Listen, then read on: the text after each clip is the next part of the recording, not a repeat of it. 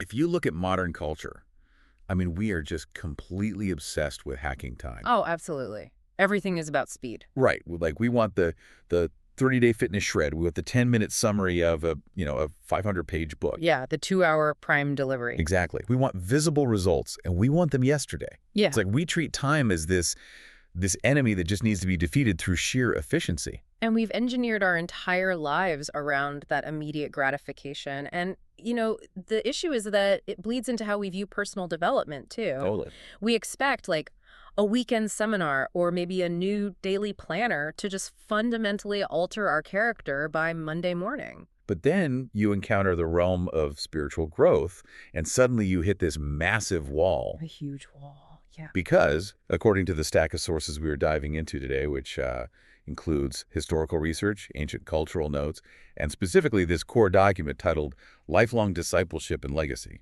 well, spiritual maturity operates on a completely different timeline. Almost like a geological timeline. Right. It is incredibly slow. It just completely refuses to be hacked. Because it is the absolute antithesis of everything modern society values. I mean, it demands a total surrender of speed. Welcome to today's deep dive. We are so thrilled you are joining us.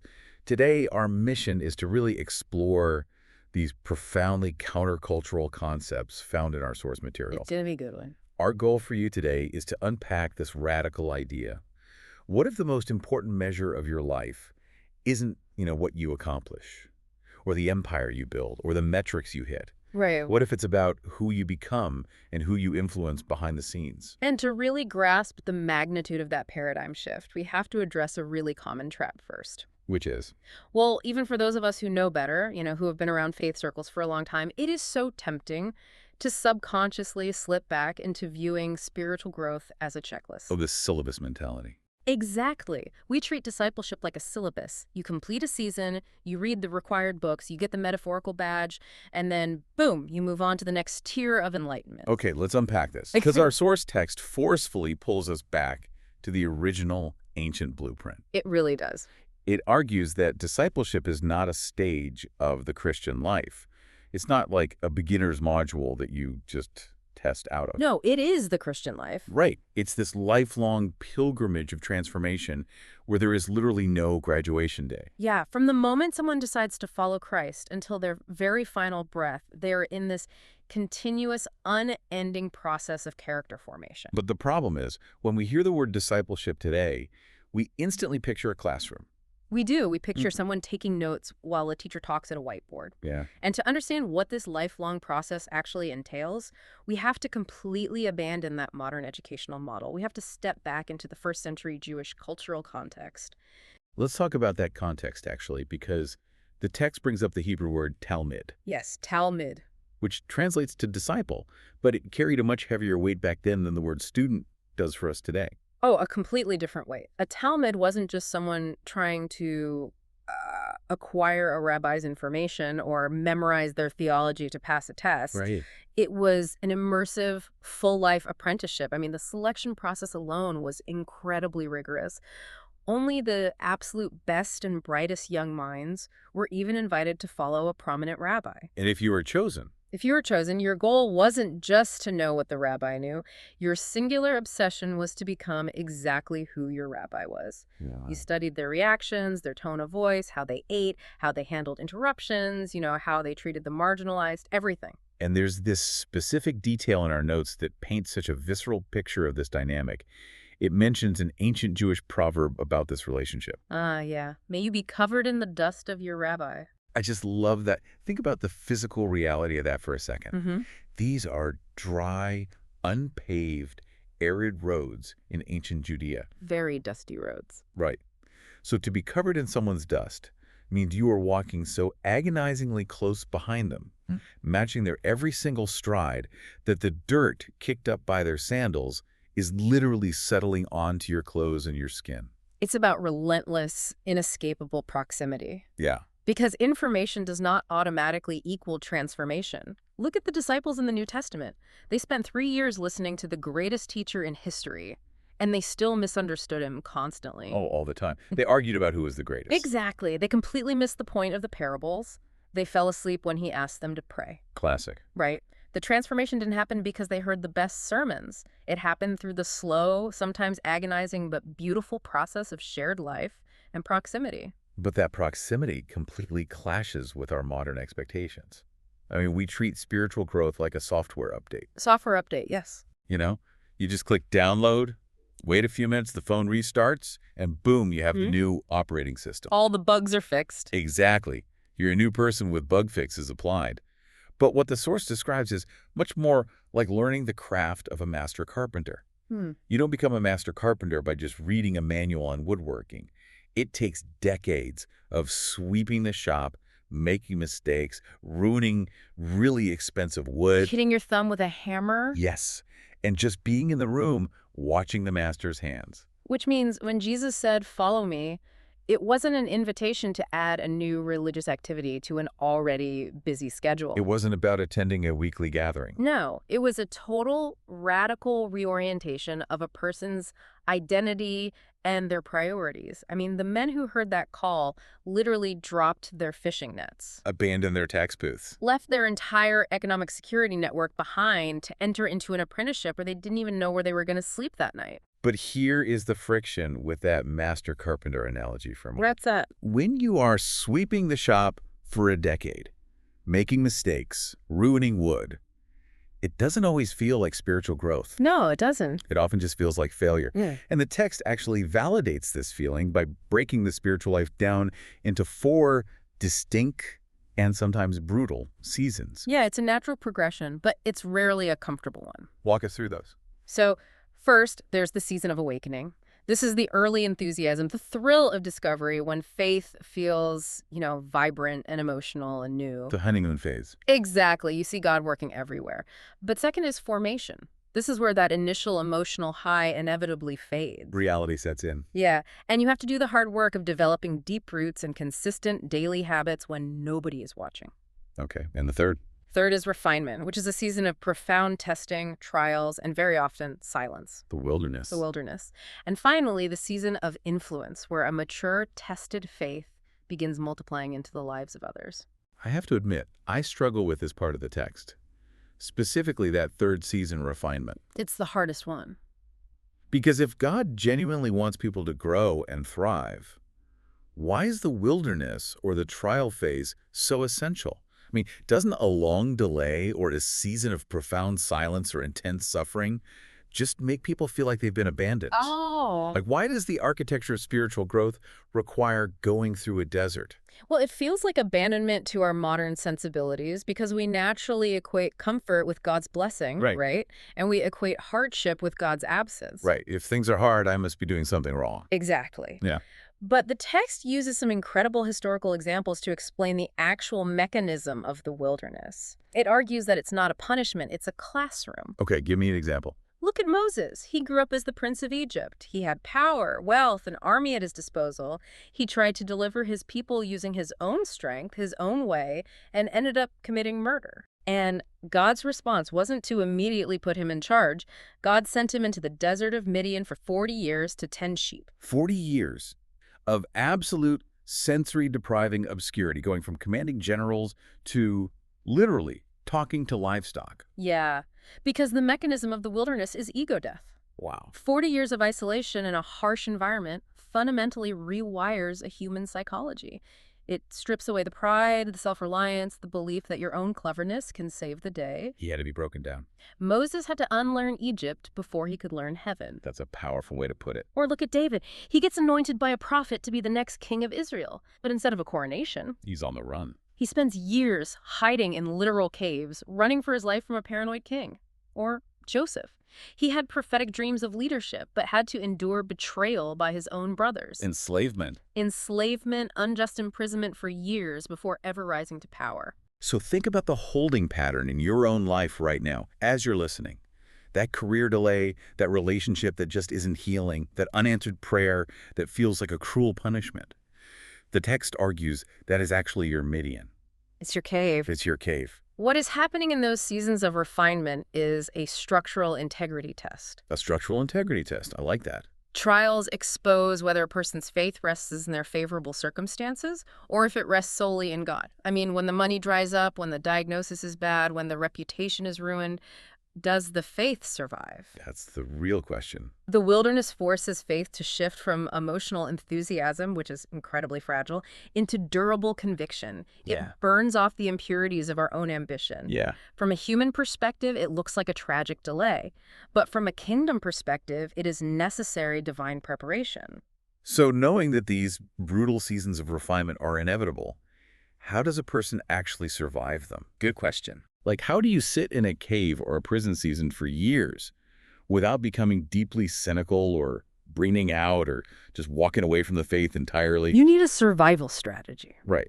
And the text outlines specific survival mechanisms, highlighting 3 vital rhythms that sustain decades of growth: Scripture, prayer, and community. These are the daily rhythms that keep the compass pointed north when the visibility drops to absolute zero. So what does this all mean in practice? Because I'll be honest, doing the exact same daily habits, reading ancient texts, praying the exact same prayers for 50 years, sounds like a recipe for total stagnation. It sounds incredibly boring if you look at it that way. Yeah. How does the source say we avoid these foundational rhythms just becoming a dead mechanical checklist that we mindlessly tick off before drinking our morning coffee? What's fascinating here is how the source describes the natural evolution of these practices, particularly prayer, across a believer's lifetime. Prayer doesn't stay static. When someone is in that early awakening season we talked about, prayer is usually highly transactional. It's very self-focused. It's the gimme phase. Exactly. It's about asking for personal blessings or immediate guidance or relief from a specific hardship. Keep me safe today. Give me this promotion. Fix my spouse. Yeah. And the text notes that this isn't necessarily a bad thing. It's just human, and it's a completely normal starting line. It's like a toddler. Right. A toddler who only knows how to communicate by asking their parents for snacks or toys. That is a great analogy. The relationship is real, the love is real, but the communication is entirely based on immediate needs. Right. But as a disciple matures over decades, passing through the friction of formation and that stripping away of refinement, the very nature of their prayer evolves. It has to. The text calls this mature stage kingdom alignment. The disciple slowly stops using prayer as a tool to bend God to their will and starts using prayer to align their own heart with what God wants. So the mechanism shifts entirely. The goal is no longer changing the circumstances. No. The goal is allowing the circumstances to change you. Yes. The vocabulary of prayer changes from, God, get me out of this cave immediately, to, God, what are you trying to teach me while I am in this cave? And your will be done, even if it costs me my comfort. That is a massive paradigm shift. It becomes less about giving God a to-do list and more about listening, surrendering, and just sitting in his presence. It transforms from a transactional vending machine into a transformative space. And the text makes it clear that you can't undergo that internal transformation without an external support system. Impossible. It pairs the internal rhythms of Scripture and prayer with the vital external rhythm of community. And the text brings in that famous quote from the book of Proverbs, as iron sharpens iron, so one person sharpens another. Oh, yeah. It's a proverb we throw around a lot in modern culture. We really do. Usually to describe like a polite accountability group or a friendly mastermind meeting over lunch.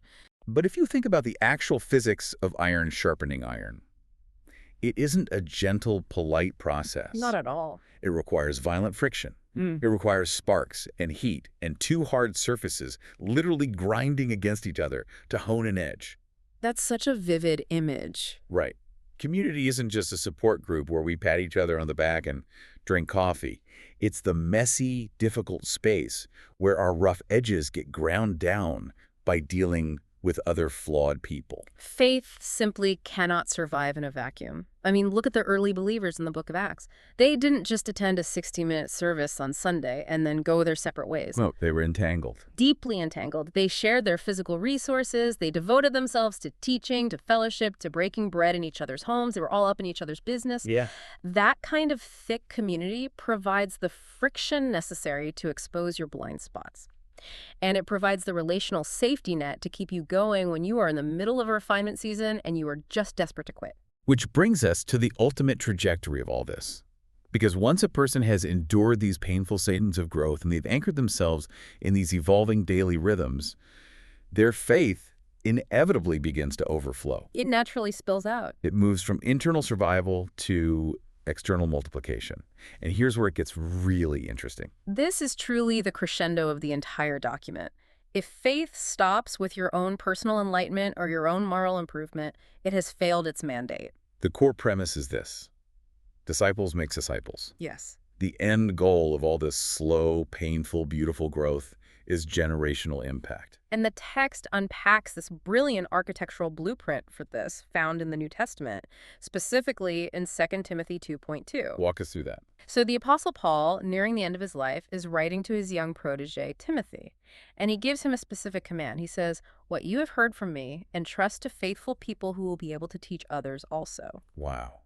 That is a chain reaction. Exactly. That's 4 distinct generations mapped out in a single sentence. Paul pours into Timothy. Timothy pours into faithful people. Those faithful people pour into others. It's exponential. It proves that the early church didn't conquer the Roman Empire through massive crowds or highly produced stadium events or brilliant marketing campaigns. Right. It spread through the quiet, relentless, exponential multiplication of one-on-one relational mentorship. What I find so incredibly compelling here is how the source radically redefines what success actually looks like. Oh, completely. Because in our modern economy, success is synonymous with visibility. It's your follower count, it's going viral, it's having your name engraved on a building somewhere, it's scaling your platform. Fame. Fame. But kingdom success is defined almost entirely by faithfulness. And that faithfulness usually happens in total obscurity. Total obscurity. The ultimate commendation at the end of a life isn't well done, good and famous servant. It's well done, good and faithful servant. The power of obscurity is perhaps the most challenging theme in this entire deep dive. It really is. Because the source points out that the most profound, world-altering spiritual legacies often come from individuals who are completely invisible to the history books. Yeah. We celebrate the dynamic speakers and the visionary leaders, but the real architecture of legacy is built by the quiet Sunday school teacher who week after week, year after year, patiently explains the gospel to a room full of distracted 8-year-olds. Or the parent. Yes, the parent who consistently, quietly prays over their sleeping children every night for 2 decades. The text highlights a perfect historical example of this, actually. A mentor named Barnabas. Such a great example. Most people know the Apostle Paul. I mean, he wrote half the New Testament, planted churches all over the known world, completely shaped early Christian theology. He's a giant of history. But before Paul was Paul, he was Saul, a literal terrorist who persecuted and murdered early Christians.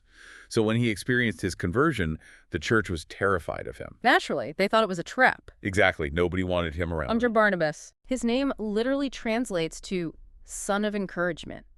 And Barnabas took a massive personal risk. He put his own reputation and his physical safety on the line to advocate for a man everyone else considered a violent liability.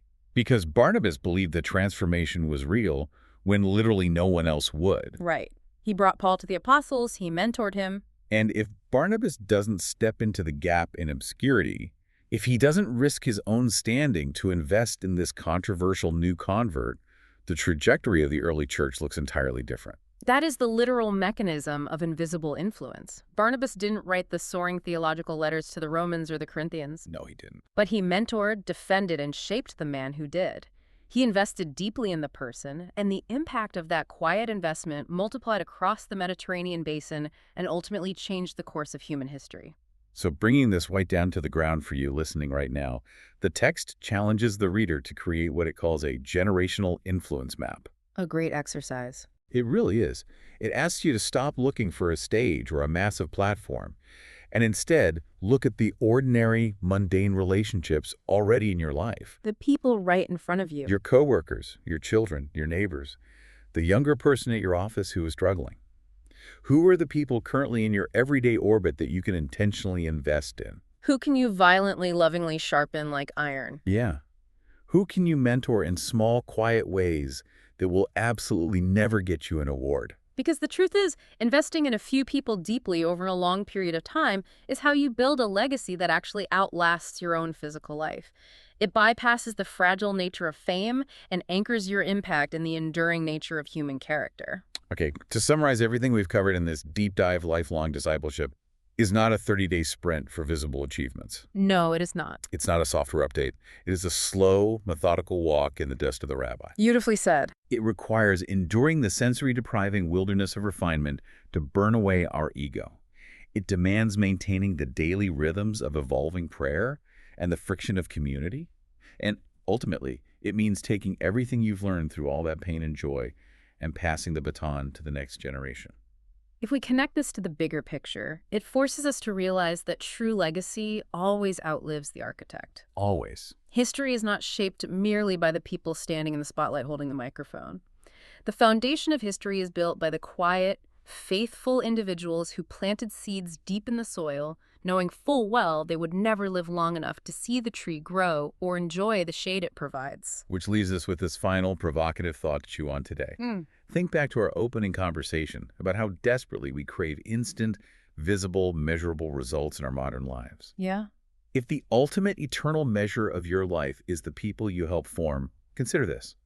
What if the greatest spiritual legacy you ever leave on this earth resides in someone whose face you will never actually see? What if a single quiet act of integrity or a brief unseen word of encouragement you offer to a struggling friend today sets off a generational chain reaction of faith that continues to echo for centuries after your name is forgotten?